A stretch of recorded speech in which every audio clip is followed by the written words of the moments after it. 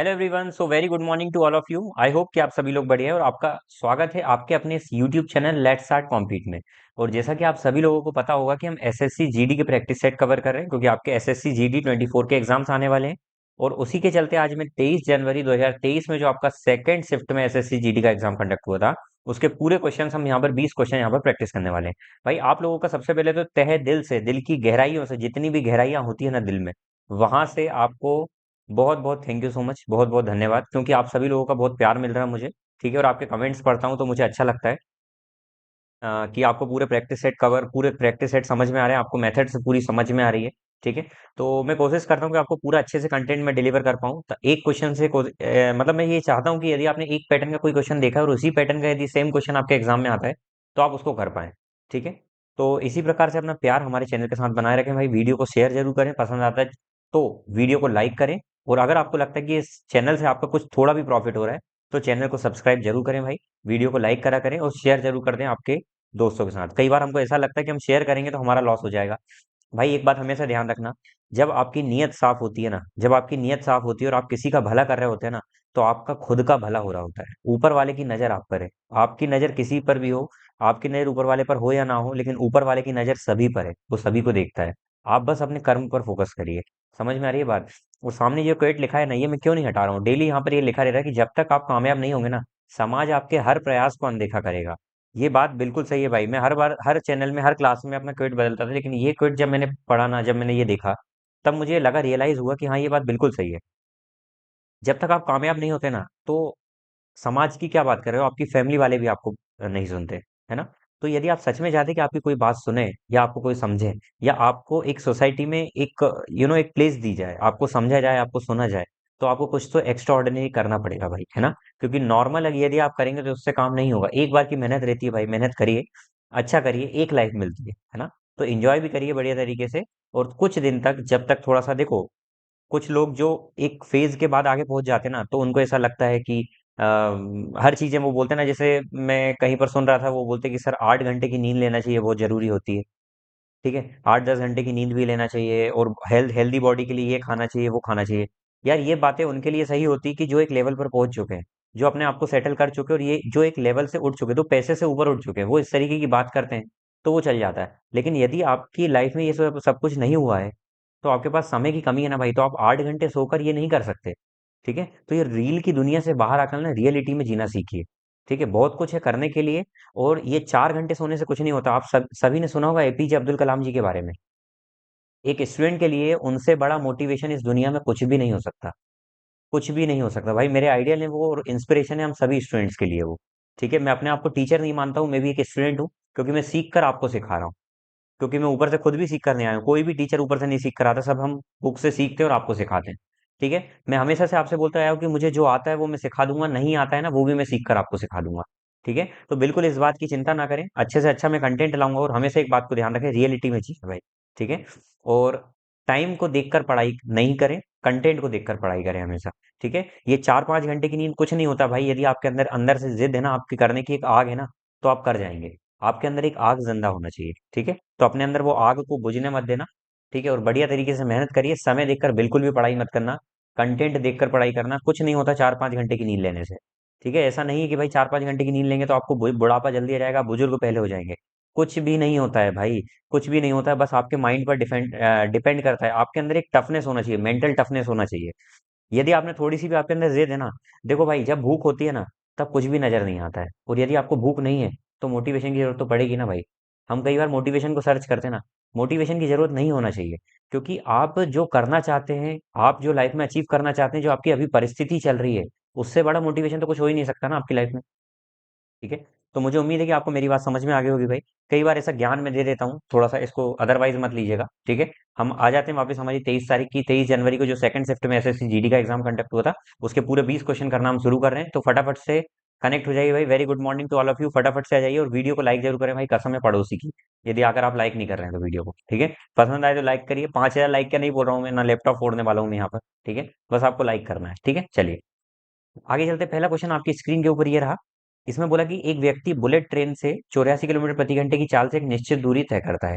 बस द्वारा 66 किलोमीटर प्रति घंटे की चाल से प्रारंभिक बिंदु पर वापस आ जाता है।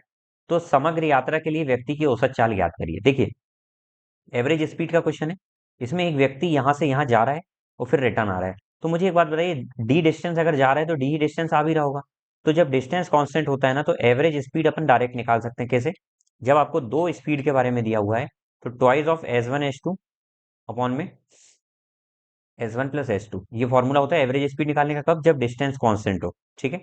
तो सर, जितना जा रहा है उतना ही आ रहा है ना, तब तो एवरेज स्पीड हो जाएगी। पहली स्पीड कितनी दी हुई है? 2 × 84 इंटू में 66। दोनों को ऐड करके जब हम नीचे लिखेंगे तो कितना हो जाएगा? 150। ठीक है। चलिए डिवाइड करते हैं। 275 जा 3 × 2 = 6, 3 × 2 = 6, 3 × 2 = 6, 3 × 5 = 15। बस 22 4 जा 88 का 8 आ जाएगा, 8 कैरी ओवर। 22 8 जा कितना होगा? 176। 176 में 8 जोड़ेंगे तो कितना हो जाएगा? कहीं पर गलती तो नहीं हो रही है ना? 22 8 जा हो जाएगा 160 और 16, 176। 176 में 8 जोड़ेंगे तो 184 डिवाइडेड बाई 25। 25 7 जा होता है 175, 9 गया। ठीक है। 25 3 जा 75 होता है। भैया 73 के समथिंग तो एक ही आ रहा है आंसर, बस सॉल्व करना ही नहीं है। हमेशा से मैं बताते आया हूँ कि भाई आपको क्वेश्चन सॉल्व करते करते ऑप्शन पे एक बार नजर जरूर मारना है। आप देखिए ना, अब इसको पूरा आगे पॉइंट में ले जाएंगे, इतना सॉल्व करने की जरूरत क्या है जब 73 पॉइंट एक ही आंसर दिख रहा है। बस आपको ट्रस्ट ये होना चाहिए कि स्टार्टिंग से आपने लास्ट तक करा हुआ है सही क्वेश्चन। ठीक है। चलिए, if a shopkeeper want to give 20% discount, यदि एक दुकानदार किसी वस्तु के क्रय मूल्य पर 20% की छूट देना चाहता है, तो उसको इसे 400 रुपए में बेचना होगा। यदि वह इसे 520 में बेचता तो उसका लाभ प्रतिशत ज्ञात करिए। देखिए, यदि कोई दुकानदार 20% का डिस्काउंट देता है, किसी वस्तु के क्रय मूल्य पर 20% की छूट देता है, देखो क्रय मूल्य पर 20% की छूट देना, ठीक है, तो उसे इसे 400 में बेचना होता है। भैया क्रय मूल्य पर 20% की छूट देने का मतलब क्या होता है कि क्रय मूल्य यदि एक्स रहा होगा तो उसके 80% पर बेचेगा, और वही कितना, तो उसे इसे 400 में बेचना होगा, तो सर 400 में बेच रहा है डिस्काउंट देने के बाद। तो सर यहाँ पर बोल रहे हैं यदि उसे 520 में बेचता वह, तो उसे कितना लाभ होता। एक बात बताइए, सीपी का 80% पर वो बेच रहा है, तब उसको 400 रुपये में बेच रहा है। यदि वो 520 में बेचता, वो बोल रहा है कि यदि वो 520 में बेचता तो उसे कितने का लाभ होता है। तो परसेंटेज निकाल लेते हैं सर। तो यहाँ से एक बात बताइए, ये 5 गुना ही आ रहा है, देखो 5 से डिवाइड करके ही तो आ रहा है, डिवाइडेड बाय 5। तो इसको भी यदि मैं डिवाइडेड बाय 5 कर दूंगा तो कितना आ जाएगा? 104 आ जाएगा, 104%। तो सर 104% का मतलब 4% प्रॉफिट पर बेच रहा है। सबसे बेस्ट तरीका बताया, मैं फिर से बता रहा हूँ, ये क्वेश्चन एग्जाम में आपको आ सकता है भाई। ठीक है। एक शॉपकीपर चाहता है 20% का डिस्काउंट देना कॉस्ट प्राइस पर, तो वो आर्टिकल को 400 रुपये में बेचता है। मतलब सर कॉस्ट प्राइस पर 20% का डिस्काउंट मतलब 80% में बेच रहा है। तो 80% की वैल्यू आपको दी हुई है 400 रुपये। आपको बोल रहे हैं यदि वो 520 में बेचता, तो सर यदि वो 520 में बेचता, तो यहाँ पर कहीं ना कहीं चॉकलेट कंसेप्ट अपोजिट लगा है, तो ये कितने परसेंट आएगा ये निकालना है। तो एक बात बताइए, 400 की वैल्यू कितने के बराबर है? 80% के बराबर है। तो एक की वैल्यू कितनी आ जाएगी? 80/400। ठीक है। हमको निकालना कितने की वैल्यू है सर? 520 की। तो 520 का मल्टीप्लाई, क्योंकि जो निकालना होता है उसका मल्टीप्लाई करते हैं, और जिसको हटाना होता है उसका डिवाइड करते हैं। 400 हटाना था, 400 का डिवाइड करा, और निकालना 520 को था तो 520 का मल्टीप्लाई किया। तो अपॉन में 400 इंटू में 520 आ जाएगा। सुन सुन सुन सुन, 4 2 = 8, 52 2 = 104। तो सर 104% का मतलब क्या हो जाएगा सर? 100% तो सीपी होता है, 4% प्रॉफिट पर बेच रहा है। कितना सिंपल क्वेश्चन था। ठीक है। Mohan buy a car chair for rupees इतना, मोहन ने 1200 रुपए में कुर्सी खरीदता है। ठीक है सर, 1200 में खरीदी उसने। इफ ही सेल एट इतने में, then what is the profit percent. यदि वो इसे इतने में खरीदता, नहीं इतने में बेचता, तो कितना प्रॉफिट हो रहा है? एक बात बताइए सर, 1200 में लेकर 1440 में बेच रहे, तो कितने का प्रॉफिट हो रहा है? तो आप बोलेंगे सर 240 का हो रहा है प्रॉफिट। कितने पर? 1200 पर। तो परसेंट में जाने के लिए 100 का मल्टीप्लाई, 2 जीरो से 2 जीरो कट गया, 12 2 = 24 और जीरो, तो 20% का क्या हो रहा है यहाँ पर? उसको प्रॉफिट हो रहा है। क्या बात समझ में आ गई? भाई समझ में आ गई होगी बात। ठीक है। चलिए, यदि ऊंचाई h है और त्रिज्या r के एक ठोस से लंब वृत्तीय बेलन का वक्र पृष्ठीय क्षेत्रफल उसके कुल पृष्ठीय क्षेत्रफल का 1/3 है। देखिए भैया, सबसे पहले तो वक्र पृष्ठीय क्षेत्रफल क्या होता है? वक्र पृष्ठीय क्षेत्रफल मुझे भी नहीं पता क्या होता है। कर्व्ड सरफेस एरिया बोलते हैं। थोड़ा सा हिंदी कमजोर है भाई। ठीक है। इंग्लिश भी कमजोर है, कोई इतनी हाई क्लास नहीं है। ठीक है। यदि वक्र पृष्ठीय क्षेत्रफल की बात कर रहा हूं, तो curved surface area solid circular cylinder का, जिसकी हाइट h और रेडियस r है, वो 1/3 है टोटल सरफेस एरिया का। मतलब curved surface area total surface area का 1/3 है। ये दिया हुआ है आपको। ठीक है। चलिए, तो सिलेंडर का कर्व्ड सरफेस एरिया कितना होता है? तो वो होता है 2 पाई आर एच। रेडियस देखो इसमें बोला था आर है और हाइट एच है, तो ये 2 पाई आर एच हो गया कर्व सरफेस एरिया। और टोटल सरफेस एरिया क्या होता है, तो आप बोलेंगे 1/3 इंटू में टोटल सरफेस एरिया होता है 2 पाई आर इंटू में आर प्लस एच। अच्छा 2 पाई आर से 2 पाई आर गया, एच बचा, h is equal to, actually में 3 इधर आ जाएगा तो 3 एच बन जाएगा equal to r plus h हो जाएगा। तो एच इधर लाकर माइनस करो तो 2 h is equal to r. तो एच इज इक्वल टू कितना आ जाएगा, R/2। ये देखिए R/2, यही आंसर है आपका, आर का आधा। ठीक है, चलिए आगे देखिए, Manish can do a piece of work in 7 दिन।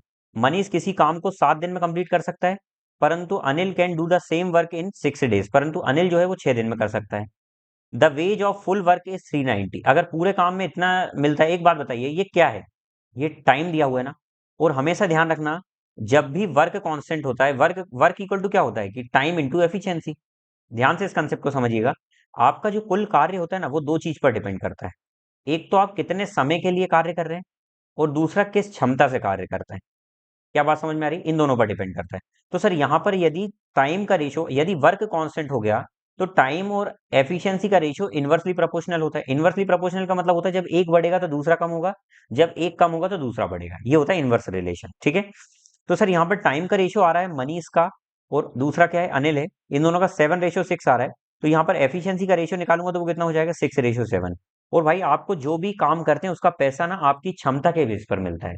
आपको ऐसा नहीं मिलता कि भाई आपने 10 दिन तक काम किया तो आपको 10 दिन का पैसा मिल जाएगा। देखो हमारे यहाँ पर भी ना, आप देखा होगा कि मजदूरी दो प्रकार से चलती है। एक तो ठेका देते हैं हम, जिसे हम शुद्ध देसी भाषा में अगर मैं बोलूँ तो ठेका। ठेका वो वाला नहीं, ये इस ठेके की बात नहीं कर रहा हूँ मैं। ठेका जो होता है कि आप पूरा एक ओवरऑल बात कर लेते हैं कि इतने में आपको देना है। फॉर एग्जाम्पल कोई काम करवाना है आपको, तो आपने एक ओवरऑल अमाउंट कर दिया कि भाई आपको 10,000 रुपए में इतना काम कर रहा है, ये ठेका होता है। दूसरा ये होता है कि सर आपको पर डे के हिसाब से काम करना है। 300 रुपीज पर डे का वेजेस चल रहा है, डेली वेजेस वर्कर है वो, उससे बोलेंगे आपको पर डे काम करना है। और यदि आप उसको नहीं देखेंगे तो भाई वो थोड़ा थोड़ा काम करेगा, और जो काम 10 दिन में होना था वो उसको 20 दिन में ले जाएगा। ठीक है, तो ठेकेदारी में और रोजंदारी में, जिसको बोलते हैं डेली वेजेस में, इनमें फर्क क्या होता है सर।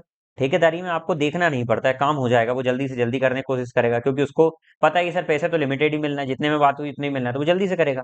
लेकिन पर डे में क्या होता है, डेली वेजेस वर्कर में, कि आपको पर डे के अकॉर्डिंग देना, काम करो या नहीं करो पर डे का पैसा मिलता है। तो भाई यदि आप काम पर डे के अकॉर्डिंग करवा रहे हैं तो वहां देखना पड़ता है। यहाँ पर जो क्वेश्चन है ना, इस क्वेश्चन में यदि मैं बात करूं तो जिस आपका जो एक्चुअल में पैसा दिया जाता है ना इन क्वेश्चन में, वो भी एक्चुअल में आपको डेली वेजेस के हिसाब से नहीं दिया जाता है। डेली वेजेस के हिसाब से नहीं दिया जाता, आपकी क्षमता के हिसाब से दिया जाता है। मतलब टाइम के अकॉर्डिंग पैसा नहीं मिलेगा कि आपने 10 दिन काम किया, इसने 5 दिन काम किया तो आपको 10 दिन का पैसा, इनको 5 दिन नहीं।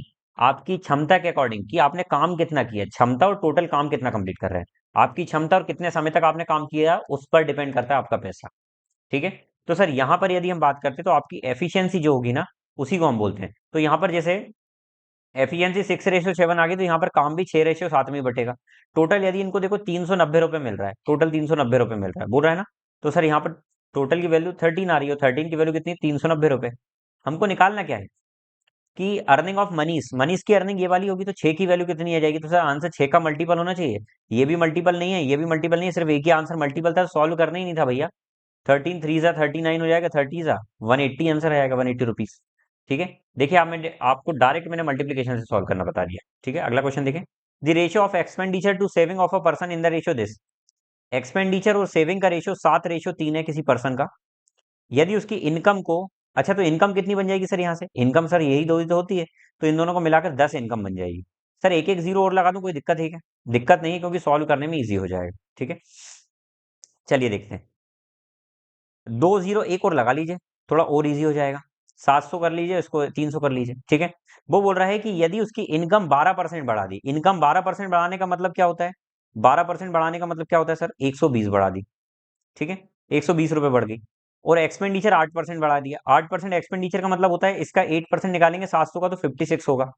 ठीक है, और तो बोल रहा है सेविंग में क्या चेंज आएगा सर, 120 यदि इनकम बढ़ रही है, 56 एक्सपेंडिचर बढ़ा दिया, तो बचा हुआ कितना, 44 50 और 64, जो 64 बच रहा है वो कौन बढ़ेगा, सेविंग बढ़ेगी। तो 300 से 64 यदि सेविंग बढ़ जाती है, तो परसेंटेज में कितना आंसर आएगा, सुन सबा सुन प्यार की धुन, 3 2 जा 6, 3 1 जा 0.33, 21.33 एक ही आंसर दिख रहा था। ठीक है, 2 मिनट ये क्वेश्चन देखिए, मैं 1 मिनट में पानी पीता हूँ। 2 मिनट में आप इस क्वेश्चन को देखिए, 1 मिनट में मैं पानी पीता हूँ।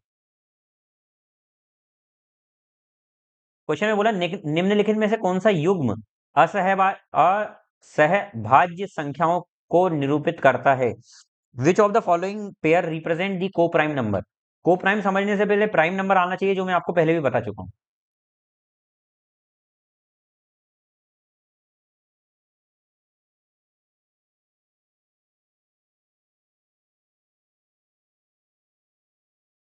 को प्राइम नंबर क्या होते हैं सर? प्राइम नंबर क्या होते हैं?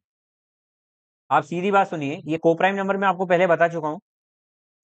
जो भी पेयर दिखेंगे ना, उनमें यदि उन पेयर में एचसीएफ जिसका वन आ जाएगा वही आपका को प्राइम है। ठीक है। तो सर इन दोनों का अगर हम देखें, तो ये तीन से कट रहा है। देखिए चार एक पांच, तीन का रूल क्या होता है? तीन का विभाज्यता का नियम होता है, यदि संख्या के अंकों का योग तीन से कट रहा है तो वो पूरी संख्या तीन से कटेगी। तो इसके संख्या का अंकों का योग छह आ रहा है, तो ये भी तीन से कट रही है, और पांच और एक छह, ये भी तीन से कट रही है। तो ये नहीं होगा, क्योंकि इसका एचसीएफ तीन आ जाएगा।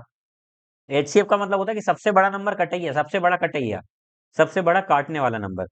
15, और देखो इन दोनों का एचसीएफ बाद में देखेंगे। इसका देखो 15 का और 235 का, तो आप 5 3 8 9 10। सर ये 5 से दोनों कट रहे हैं, क्योंकि लास्ट डिजिट 5 है। ये देखो 6 और ये 6, ये दोनों भी कट रहे हैं, तो सर ये भी एचसीएफ वन नहीं दे रहा, ये भी नहीं दे रहा, तो ऑब्वियस बात है एक जे बच रहा है, यही एचसीएफ वन देगा। तो यही हमारा आंसर है। ठीक है। Kunal bot an article and sold it at a loss of 15%। Kunal ने एक आर्टिकल खरीदा भैया, उसको 15% लॉस पर बेच दिया। मान लेते हैं सर 15% लॉस पर बेचने का मतलब क्या है? मान लेते हैं 100 रुपए में खरीदा होगा उसने।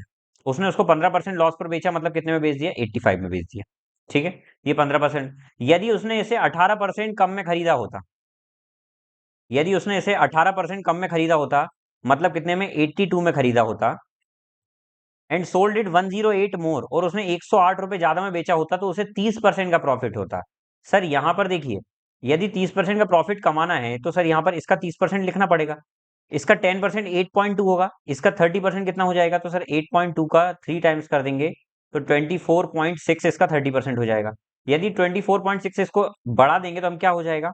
0.6, 4 5 6 10, 106.6 हो गया। ठीक है। तो सर ये कितना बढ़ रहा है? तो यहाँ पर ये 51.6 से इंक्रीज हो रहा है, लेकिन यहाँ ये कितना बोल रहा है? 108। तो 21.6 की वैल्यू 108 आ गई। ठीक है। तो एक की वैल्यू कितनी आ जाएगी? इसका जीरो हटाकर एक जीरो यहाँ लगा दो, तो एक की वैल्यू कितनी आ जाएगी? 21 पंजे आ जाएगा एक। ठीक है।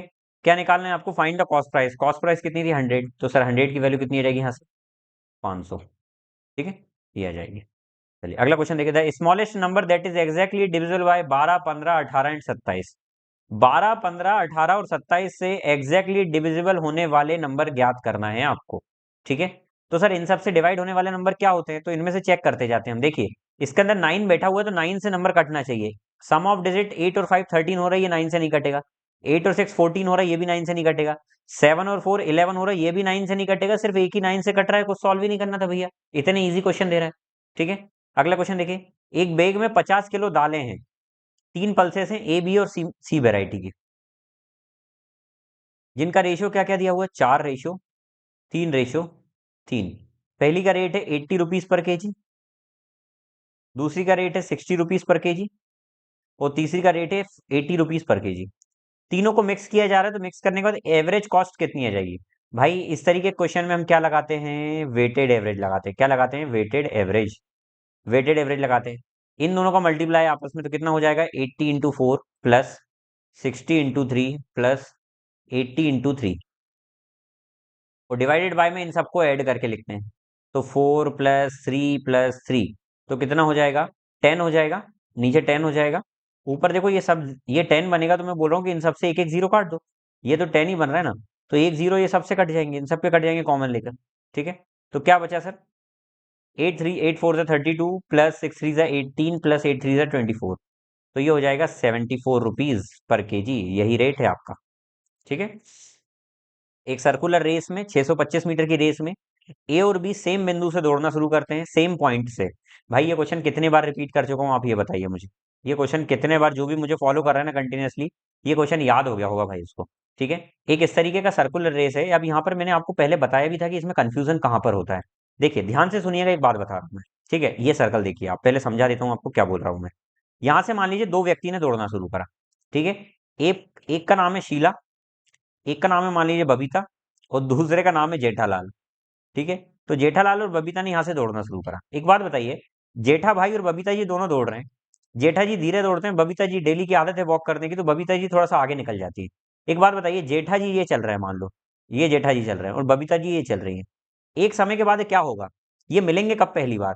तो आप बोलेंगे सर कब मिलेंगे, ये ऐसा चल रहा है, बबीता जी तेज दौड़कर ऐसे पीछे से इनके आ जाएंगे और इनको जब इधर से क्रॉस करेंगे वही मिलना होगा इनका, वही मिलना होगा। तो बबीता जी को यदि जेठा जी से मिलना है तो रिवर्स तो आ नहीं सकते हैं, तो आगे जाकर ही मिलना पड़ेगा। तो बबीता जी का टारगेट क्या होगा कि कहीं ना कहीं मैं भाग कर इनको पीछे से मिलाऊं, लेकिन कहीं ना कहीं जेठा जी भी भाग रहे हैं भैया अपोजिट डायरेक्शन में, आगे की तरफ भाग रहे हैं सेम डायरेक्शन में। तो कहीं ना कहीं यहाँ पर रिलेटिव स्पीड ही तो काम कर रही है ना, दोनों रिलेटिव स्पीड ही काम कर रही है, दोनों सेम डायरेक्शन में भाग रहे हैं। तो सर दोनों का कहीं ना कहीं काम क्या है कि सर इनको एक दूसरे को पकड़ना है, और यहाँ पर डिस्टेंस कितनी है सर, 625 मीटर कवर करना है इनको। और कितनी रिलेटिव स्पीड हो जाएगी सर, दोनों ही सेम डायरेक्शन में जा रहे हैं, देखो ये और ये। तो बबीता जी पीछे से आकर इसको पकड़ेंगी, तो सर यहाँ पर रिलेटिव स्पीड कितनी हो जाएगी, 90 प्लस 72, क्योंकि रिलेटिव स्पीड जब सेम डायरेक्शन में जाते हैं तो वहां पर रिलेटिव स्पीड क्या हो जाती है, माइनस हो जाती है। तो कितनी आ जाएगी, 18 किलोमीटर पर आवर। तो सर यहाँ पर यदि मुझे समय निकालना है तो समय का फॉर्मूला क्या हो जाएगा, डिस्टेंस अपॉन में रिलेटिव स्पीड। तो डिस्टेंस कितना है, 625, और अपॉन में रिलेटिव स्पीड कितना आ जाएगा, 18। लेकिन किलोमीटर पर आवर को मीटर पर सेकंड में जाने के लिए 5 अपॉन में 18 का डिवाइड मल्टीप्लाई करेंगे। ये कट गया, ये काटेंगे, 5 वन जा 5, 5 टू जा 10, 5 5 जा 25, तो 125 सेकंड में ये पकड़ लेंगे। तो ये था भाई बढ़िया ही क्वेश्चन, बहुत ही सुंदर क्वेश्चन, इसको करने का तरीका उससे भी सुंदर। ठीक है, 615 सिक्कों में 1 रुपए 50 पैसे और 25 पैसे के सिक्के शामिल है। 615 रुपए के सिक्के हैं भैया, जिसमें 1 रुपया 50 पैसे और 25 पैसे शामिल है, 25 पैसे शामिल है। ठीक है, उसमें बोला जा रहा है, और इनका जो रेशियो है ना वो क्या है, रेशियो 3:5:7, ये रेशियो है। ठीक है, आपको बोला जा रहा है कि 50 पैसे के सिक्के कितने, ये ज्ञात करना है। सबसे पहले ये क्या दिया है, 615 क्या दिया है, कॉइन दिए है। भैया ये अपोजिट क्वेश्चन आ गया, नॉर्मली ये क्वेश्चन आता नहीं है, ये क्वेश्चन इंपॉर्टेंट मार्क कर लेना, एग्जाम में आ सकता है, एक ना एक शिफ्ट में तो आएगा भाई। ठीक है, तो मैं बोलता हूँ सर यहाँ तीन, ये रेशियो किस चीज का दिया हुआ है, वैल्यू का दिया हुआ है, वैल्यू का दिया हुआ है। वैल्यू मतलब कितने रुपया है, कितने रुपए बन रहे हैं ये। ठीक है, तो एक बात बताइए, ये तीन मान लेते 3 रुपए बन रहे हैं, मान लिया हमने कि ये एक्चुअल वैल्यू 3 रुपए बन रहे हैं, तो एक एक रुपए के 3 रुपए बनाने के लिए कितने सिक्के लगेंगे। तो मैं आपसे यहाँ पूछता हूँ कि सिक्के कितने लगेंगे, बताइए, कॉइन कितने लगेंगे। तो आप बोलेंगे सर एक एक रुपए के 3 कॉइन लगेंगे। ठीक है, अच्छा, यदि मुझे 5 रुपए बनाना है तो 50 पैसे के कितने सिक्के लगेंगे, सर 50 पैसे के 2 सिक्के मिलकर क्या बनाता है। इसको निकालने का तरीका एक बात बता देता हूँ, 50 पैसे को रुपए में हम 1/2 लिख सकते हैं, 25 पैसे को हम 1/4 लिख सकते हैं। ठीक है, हमने ये तीन कैसे निकाला सर, तीन को डिवाइड करा 1 रुपए से, तो यहाँ से सिक्के की क्वांटिटी आ जाएगी। ठीक है, यहाँ पर वही टोटल वैल्यू कितनी है, 5 रुपए, और टोटल रुपए कितना बन रहा है, 1/2 रुपए। यहाँ पर वही है कि सर 7 वैल्यू है टोटल, और एक सिक्का 1/4 वैल्यू लगता है, तो टोटल सिक्के कितने हो जाएंगे, इसके 3 सिक्के मिलेंगे, इसके 10 सिक्के मिलेंगे, और इसके 28 सिक्के मिलेंगे। इसको एक्चुअल में भी समझा देता हूँ कि मान लेते हैं 3 रुपए माना, तो एक एक रुपए के 3 सिक्के बनना चाहिए, तब 1 रुपए मिलेगा। 50 पैसे का यदि सिक्का है तो 5 रुपए बनाने के लिए सर 50 पैसे के 10 सिक्के होना चाहिए, क्योंकि 50 पैसे दो मिलते हैं जब जाकर 1 रुपए बनता है। उसी प्रकार से 25 पैसे जब 4 बार मिलते हैं तब 1 रुपए बनता है, तो 7 रुपए बनाने के लिए कितने, सर 4 बार मिलेंगे तब 1 रुपए। तो ऐसे चार चार चार चार 7 बार मिलेंगे जब, तब जाकर टोटल 7 रुपए बनाएंगे, तो ये टोटल 28 सिक्के रहेंगे। क्या इतनी बात समझ में आ गई। तो सर टोटल सिक्के हमारी नजर में जब हमने रेशियो को सही माना, तो टोटल सिक्के आ रहे हैं 41, और यहाँ पर ये कितना बोल रहा है, 41 की वैल्यू 615। क्या निकालना है सर, 50 पैसे के सिक्के कितने थे वो निकालना है। 50 पैसे के सिक्के 10 थे, तो 41 की वैल्यू इतनी, तो 10 की वैल्यू कितनी। तो 41 से इसको डिवाइड कर सकते हैं, आप देखिए डायरेक्ट डिवाइड हो रहा होगा। 41 वन जा 41, और 20 उधर गया, 41 फाइव जा 15 बार में कट गया, तो 10 की वैल्यू कितनी आ जाएगी, 150। तो यही 150 आपका आंसर है। ठीक है, अगला क्वेश्चन देखिए, find the volume of right circular cylinder whose curved surface area is इतना। कर्व्ड सरफेस एरिया क्या होता है, कर्व्ड सरफेस एरिया सिलेंडर का होता है 2πRH, ये होता है, और इसकी वैल्यू कितनी दी हुई है, 1012 सेंटीमीटर स्क्वायर। अब इसका सरकमफेरेंस निकालना, जिसका बेस दिया हुआ है 22 सेंटीमीटर, सरकमफेरेंस होता है सर 2πR, और उसकी वैल्यू दी हुई है 22। तो यहाँ से यदि मैं रेडियस निकाल लूँ तो वो कितनी हो जाएगी सर, तो उसकी रेडियस हो जाएगी 11 अपॉन में पाई। ठीक है, हमको निकालना क्या है सर यहाँ पर, अच्छा हाइट कैसे निकाल लें यहाँ पर सर। तो हाइट यदि मैं निकालूं तो हाइट कितनी आ जाएगी यहाँ से, तो आप बोलेंगे सर हाइट आ जाएगी 1012 डिवाइडेड बाई में 2πR, बस इतनी आ जाएगी हाइट, ऐसे ही लिख दो इसको। क्या इतनी बात समझ में आ गई। चलिए, हमको निकालना क्या है सर, इसका वॉल्यूम। अच्छा वॉल्यूम क्या होता है, वॉल्यूम निकालना है तो वॉल्यूम का फॉर्मूला होता है sir pi r square h, यही होता है। चलिए वैल्यू पुट करते हैं, पाई रेडियस का स्क्वायर, तो सर रेडियस का स्क्वायर लगाना है तो रेडियस की तो वैल्यू ये है, तो क्या करेंगे 11 इंटू 11 अपॉन में पाई और यहाँ पर पाई। ठीक है। अच्छा यहाँ पर एक बात बताइए, हाइट कितनी दी हुई है? हाइट दी हुई है 1012 अपॉन में 2 इंटू में पाई इंटू में रेडियस। अच्छा पाई इंटू में रेडियस, रेडियस की वैल्यू तो यही है ना, तो ये कट जाएगी आपस में। ठीक है, एक वैल्यू तो कट गई, ये पाई से पाई का उड़ गया भैया, पाई का हो गया स्वाहा। उसके बाद ये 2 से कट जाएगा, 2 5 जा 10, 0 2 6 जा 12, इसका मतलब होता है 22 और अपॉन में 7 यहाँ चले जाएगा। ठीक है। चलो 22 2 जा 44, 22 3 जा, आंसर में 11 का मल्टीपल होना चाहिए। क्या ये 11 का मल्टीपल है? 7 और 4 11, 11 में से 9 गया तो ये 11 का मल्टीपल नहीं है। 2 और 6 8 और ये 8, 0 आ रहा है तो ये 11 का मल्टीपल हो सकता है, और ये भी 11 का मल्टीपल है, 0 ये भी है। ये देखिए 5 और 3 8, 2 और 1 3, ये नहीं है भाई 11 का मल्टीपल। तो दो आंसर है, यदि आप तुक्का भी लगाना चाहते हो तो इस तरीके से जल्दी में तुक्का लगा सकते हैं, कब? जब लास्ट मोमेंट बचे तब। क्योंकि 50 देखिए 4 क्वेश्चन में से तुक्का लगाना तो प्रोबेबिलिटी आपकी 25% सही आने की, लेकिन अगर आप दो दो में से तुक्का लगाते हैं ना तो 50% सही होने के चांसेस है। ठीक है। चलिए वैसे तुक्का लगाना नहीं है, मैं इस फेवर में नहीं हूँ, लेकिन फिर भी बता रहा हूँ आप लोगों को। तो यहाँ पर आंसर क्या आ रहा है सर? वॉल्यूम 7 इंटू में 11 इंटू में, और कुछ बच रहा है क्या? और कुछ भी था यार भाई, देखिए कहीं पर हमने कुछ कंफ्यूज हो गए। 22 7 11 77 और कुछ भी बचा रहा 23, ये 23। ठीक है। तो 77 23 7 से कितना हो जाएगा? तो 7 2 जा 140 और 21 161 इंटू में 11, तो 1771, 1771 इसका आंसर है। What is the yearly rate of compound interest compounding annually at which principal become 500 in 2 year and 700 in 3 year? यदि प्रिंसिपल 2 सालों में, 2 वर्ष में 500 हो जाता है और प्रिंसिपल यही 3 वर्ष में 700 हो जाता है, तो भैया कहीं ना कहीं एक वर्ष में कितना हो रहा है? तो सर आप बोलेंगे एक वर्ष में ये 200 रुपये हो रहा है, एक वर्ष में ये 200 रुपये हो रहा है। तो मुझे बताइए यहाँ पर क्या निकालना है? What is yearly rate of compound interest, तो कंपाउंड इंटरेस्ट कितना है? तो एक साल में यदि 200 रुपये ब्याज मिल रहा है, तो सर यहाँ पर 500 से 700 हुआ होगा, तो सर 200 रुपये 500 पर ही तो मिला होगा। वो परसेंट में जाने के लिए 100 का मल्टीप्लाई, तो यहाँ से क्या मैं रेट परसेंट निकाल सकता हूँ? 200 रुपये ब्याज इस पर मिला, तो जो ब्याज यहाँ लगेगा वही तो यहाँ भी लग रहा होगा ना, रेट परसेंट निकालना है। क्योंकि मैंने आपको बताया था प्रिंसिपल से अमाउंट का रेशियो सीआई के केस में हर समय यही होगा, पहले साल के अमाउंट से यही रेशियो बनेगा, फिर ये जो है ये दूसरे साल के लिए प्रिंसिपल बन जाएगा, और दूसरे साल का अमाउंट जो होगा उनका रेशियो भी यही होगा जो ये रेशियो। ठीक है। तो सर यहाँ पर 2 जीरो से सुनसा बसुन, तो ये 40% इसका आंसर सॉल्व करके जाएगा, क्योंकि 1/5 20%, 2/5 40%। If 30 copies of compact disc cost rupees इतना, यदि 30 कॉपीज की कीमत 140 रुपया है तो 24 कॉपीज की कीमत कितनी होगी? 3 की कीमत 14, तो इसका 8 गुना कर दिया सर, तो इसका भी 8 गुना कर देंगे, तो 14 8 जा, दुनिया जानती है 112, कोई जाने या नहीं जाने, आपको तो जानना ही है भाई। The mark price of fan is इतना, फैन का मार्क प्राइस है 1850, शॉपकीपर 9.5% का डिस्काउंट देता है, 9.5% का डिस्काउंट देने का मतलब है इसको 90.5 रुपीज में बेचेगा, परसेंट में बेचेगा। तो सर 1850 का 90.5% निकालिए, ये एक और हटाकर जीरो, यहाँ जीरो लगा दिया, ये गया। ठीक है। चलिए इसको कुछ करना है क्या भाई? देखिए लास्ट में 2 जीरो हैं, तो दो के पहले तो पॉइंट आएगा ही, दो के पहले यहाँ पर पॉइंट आएगा, और दूसरी चीज यहाँ पर ये 5 चल रहा है और 5 चल रहा है, तो लास्ट में सर 5 तो आएगा ही। एक ही आंसर में यूनिट डिजिट 5 है, यही है, सॉल्व करना ही नहीं था, सॉल्व करना ही नहीं था, इतना इजी क्वेश्चन था। ठीक है, तो यही सब चीजें सीखना है आपको। जयशंकर ने अपने नियोक्ता से, जयशंकर कौन है भाई? एस जयशंकर, बोलकर बताइए कौन है एस जयशंकर, फटाक से कमेंट में लिखकर बताइए, करंट अफेयर यदि पढ़ रहे हैं तो। जयशंकर ने अपने नियोक्ता से 8% वार्षिक चक्रवृद्धि दर से एक राशि उधार ली, जो वार्षिक संयोजित होती है। उस ऋण को समाप्त करने के लिए 2 वर्षों की अवधि के बाद इतना भुगतान करता है, तो उसने कितने रुपए उधार लिया था? भैया 8% का मतलब होता है 2/25, मतलब 25 की जगह 2 चुकता करेगा तो कितना हो जाएगा? 27। ठीक है।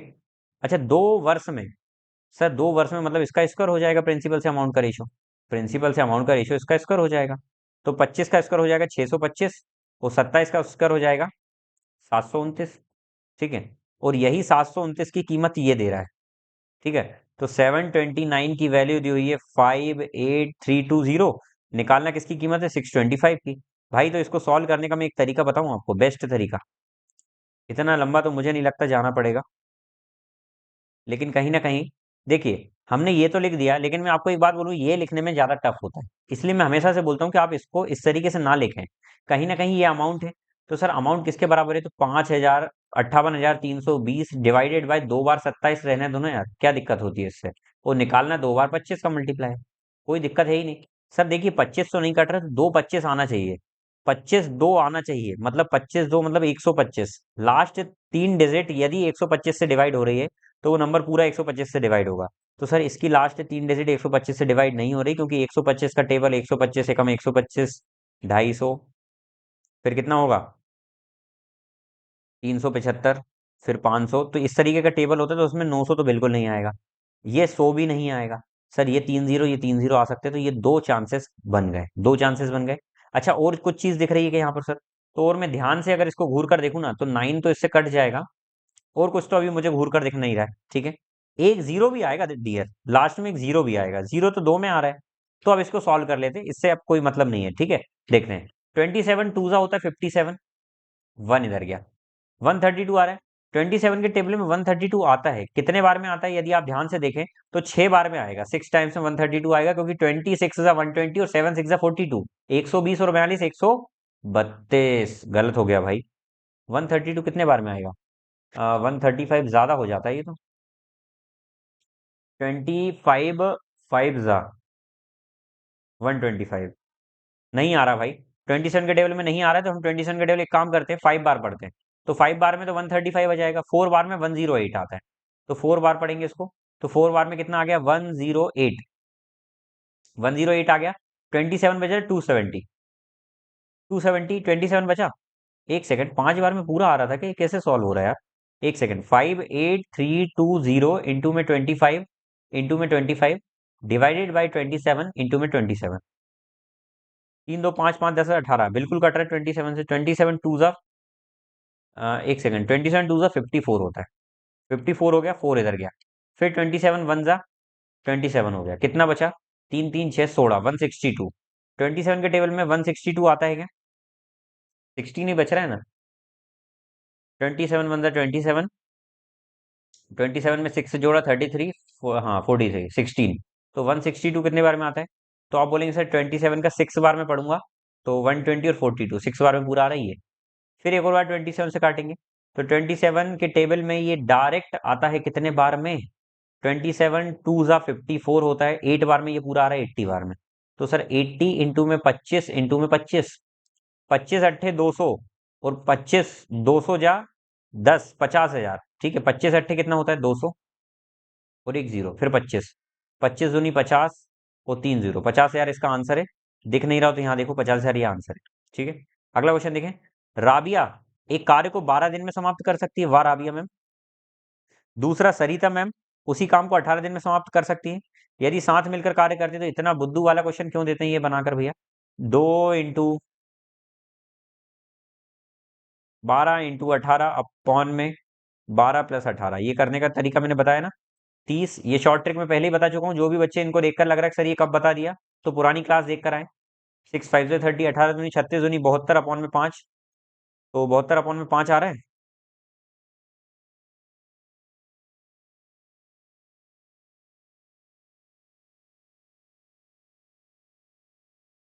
ये कहाँ से आने लगा भाई? ये थोड़ी ना आता है।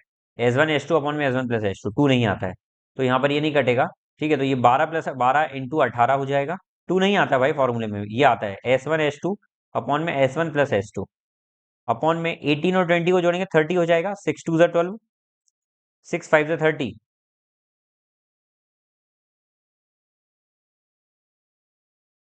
क्या हो रहा है? 72 अपॉन में 10, ये आंसर आ रहा है, ठीक है ना। तो अपना सही तो आ रहा है। 18 दूनी 36 अपॉन में 5, भैया 36 अपॉन में 5, ये ऑप्शन ही तो मिल रहा है। आप देखेंगे तो इसको 72 अपॉन में 10 लिख सकता हूँ, ये उसी फॉर्म में दे रहा है। तो कई बार एग्जामिनर ये पागलपंती भी मारता है भाई, ये कितनी पागलपंती आप देखिए, शॉर्ट फॉर्म में तो इसको ये लिखेंगे ना, ये कोई वैलिड तरीका थोड़ी है। 1/5 लिखना था इसको तो 7 1/5 तो यहीं से दिख गया था हमारा, कि 5 7 35 1, ठीक है। तो कई बार ऐसे भी गुमराह कर देता भाई। अ मैन्स वर्किंग, एक व्यक्ति प्रतिदिन काम करने में 25 घंटे, क्या हुआ, काम करने के घंटे में 25% की वृद्धि हुई। काम करने के घंटे में मतलब टाइम बढ़ गया भैया, 25% टाइम बढ़ने का मतलब पहले टाइम 4 लगता था, 5 लगेगा। उसके प्रति घंटे की मजदूरी में 20% की वृद्धि हुई। मतलब प्रति घंटे की मजदूरी को एफिशिएंसी बोलते हैं। तो उसमें 20% की वृद्धि होने का मतलब 5 थी, अब 6 हो गई, क्योंकि 20% का मतलब होता है 1/5 और 25% का मतलब होता है 1/4। क्या बात समझ में आ गई? तो उसकी दैनिक आय में कितने प्रतिशत की वृद्धि हुई? तो सर दैनिक इनकम उसकी क्या हो जाएगी? 5×4 = 20, 6×5 = 30। 2 से 3 कितनी इनकम बढ़ गई? क्योंकि इनकम का मतलब होता है जितना टाइम जितनी क्षमता के हिसाब से करेंगे वही इनकम या फिर वही वर्क होता है, और उसको ही मैं आय बोलता हूँ। क्योंकि जितना काम आपका टाइम और एफिशिएंसी पे जो काम डिपेंड करता है, उसी हिसाब से आपको इनकम भी मिलती है। समझ में आ गई बातें? चलिए, तो सर यहाँ पर 2 से 3 तो कितना बढ़ गया? एक बढ़ा 2 पर, और परसेंट में जाने के लिए 100, तो सर टोटल कितना बढ़ गया? 50% इंक्रीमेंट हो गया। ठीक है, तो ये आंसर है आपका। A person drive a car for 4 hours at a speed of इतना, 6 hour at a speed of इतना, find average speed. Average speed का फॉर्मूला होता है टोटल डिस्टेंस अपॉन में टोटल टाइम। तो सर टोटल डिस्टेंस कितना है? 75 के हिसाब से 4 घंटे चलता है। तो 75 स्पीड से 4 hours तक चलेगा तो कितना कर देगा कवर? 300 कर देगा, 300 किलोमीटर प्लस 6 घंटे के हिसाब से 6 घंटे तक चलेगा 90 की स्पीड से, तो कितना कर देगा? 360 कर देगा अपॉन में टोटल टाइम कितना हो जाएगा? 4 घंटे प्लस 6 घंटे, तो ये हो जाएगा 10 घंटे। तो कितना आ जाएगा सर ये? अपॉन में 10, ये कट गया तो कितना आ जाएगा? 66 आ जाएगा। 1 सेकंड, 66 किलोमीटर पर आवर इसकी एवरेज स्पीड आ रही है। टोटल डिस्टेंस अपॉन में टोटल टाइम, 1 सेकंड, ये 54 आता ना भाई, 540 आता। ठीक है, तो 840 आ जाएगा। तो सर ये 84 आ गया, ये 84। चलिए, तो भाई लोग ये रहे आपके क्वेश्चंस। मुझे उम्मीद है कि आपको ये पूरे क्वेश्चन समझ में आए होंगे भाई। ठीक है, तो इसी प्रकार से पढ़ाई करते रहिए। ठीक है, मिलते हैं अगली क्लास में, तब तक के लिए अपना ध्यान रखिए। जय हिंद, वंदे मातरम।